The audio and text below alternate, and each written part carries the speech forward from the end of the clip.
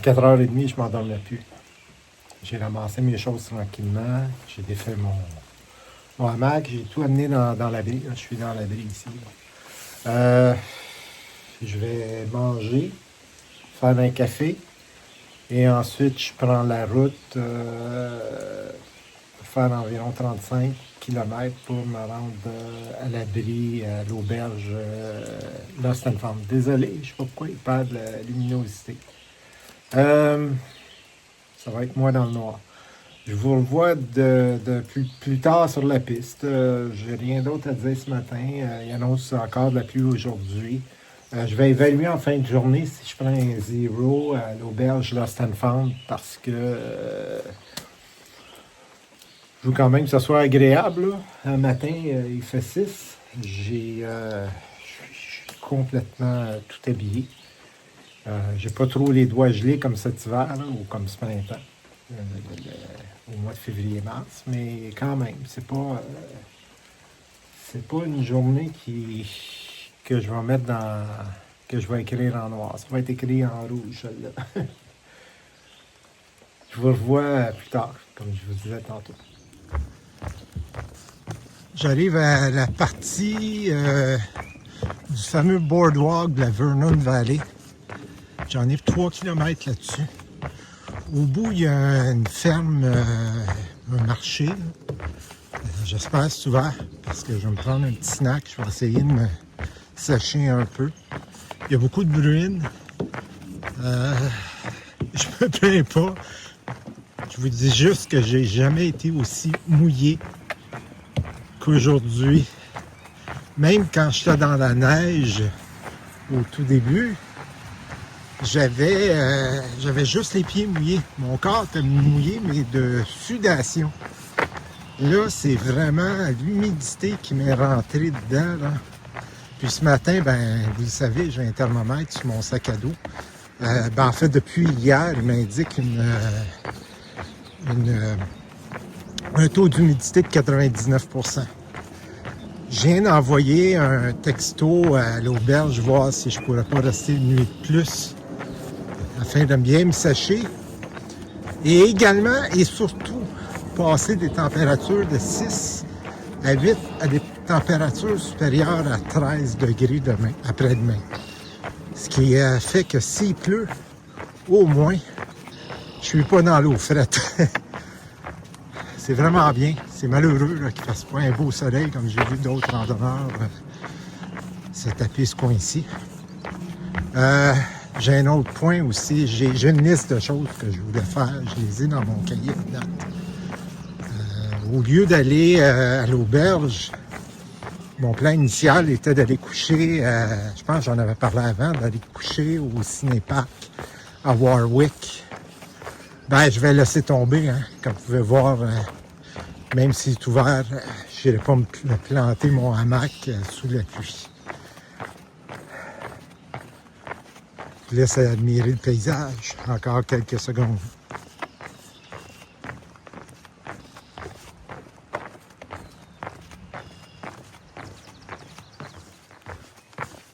Je vais profiter du moment plat. Il y avait une suggestion de Natiette dans les commentaires. Parler des fois je suis tombé. Au total, puis j'attendais à finir la Pennsylvanie et également, là, j'ai presque fini New Jersey. Je n'ai tombé que 5 fois. J'ai failli tomber très souvent, tellement qu'il y a des fois où je me suis rattrapé avec mes bâtons de nage, mais je me suis fait mal au dos. Donc 5 fois, 3 fois dans le Tennessee, assez bizarrement, sur des surfaces plates. Pourquoi? Parce que il n'y avait pas de feuilles dans les arbres, donc je regardais partout, sauf où je marchais. Et où je regardais, un petit passage technique ici, où je regardais, c'était dans les airs, alors qu'il y avait des racines au sol. Je les attrapais, puis je partais pleine face. Donc 3 fois. L'avantage, c'est que, pas une bonne idée par ici, l'avantage, c'est que quand je suis tombé dans le Tennessee, c'était des surfaces plates, comme je disais. j'arrivais à tomber sur le côté ou même de face, mais c'était comme ça ici, là. C'était vraiment plat. J'ai tombé une fois à la sortie des Shenandoahs et là, j'ai eu peur. J'ai tombé dans une descente où il y avait beaucoup de roches. Et mon premier réflexe a été de ne pas bouger, voire faire le recensement de mes membres. Est-ce que tout est correct? J'ai eu une grosse égratignure sur le bras, c'est tout. J'ai déchiré mon sac. La dernière fois que j'ai tombé, c'était, je pense, c'est à la sortie du Maryland. Et aussi niaiseusement que ça peut paraître, c'est en mettant mon sac à dos. J'ai voulu faire mon SMAT. Je l'ai soigné sur mes épaules. Et je suis tombé à la renverse en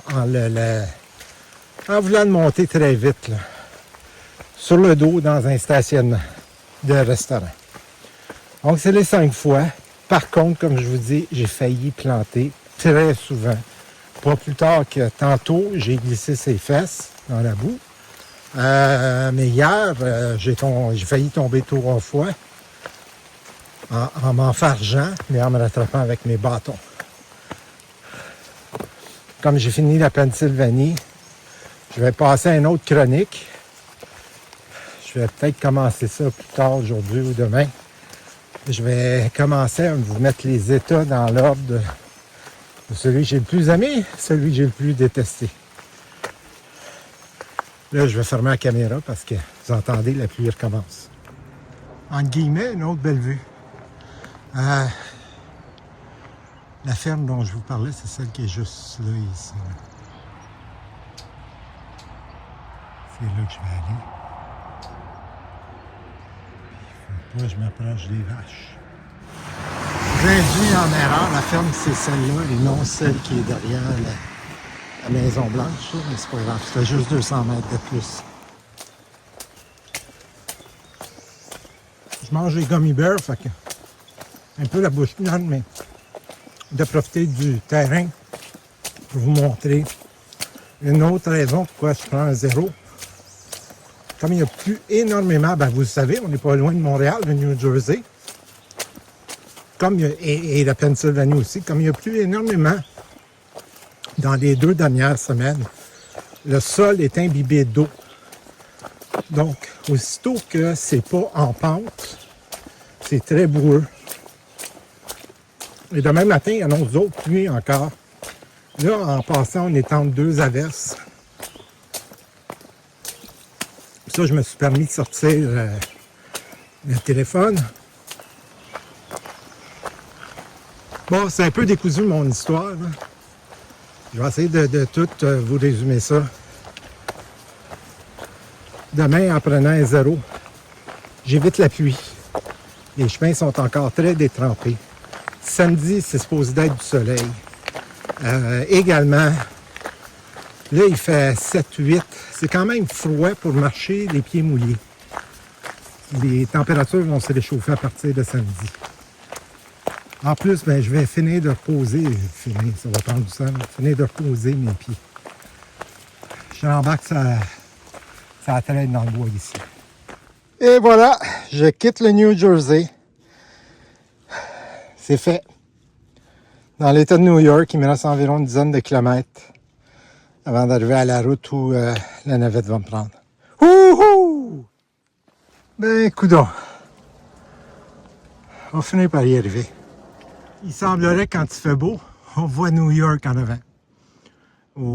Par-dessus les collines qu'on voit là. Pas aujourd'hui, mais je me plains pas. En passant, le point positif qu'il pleuve, c'est comme je suis complètement couvert,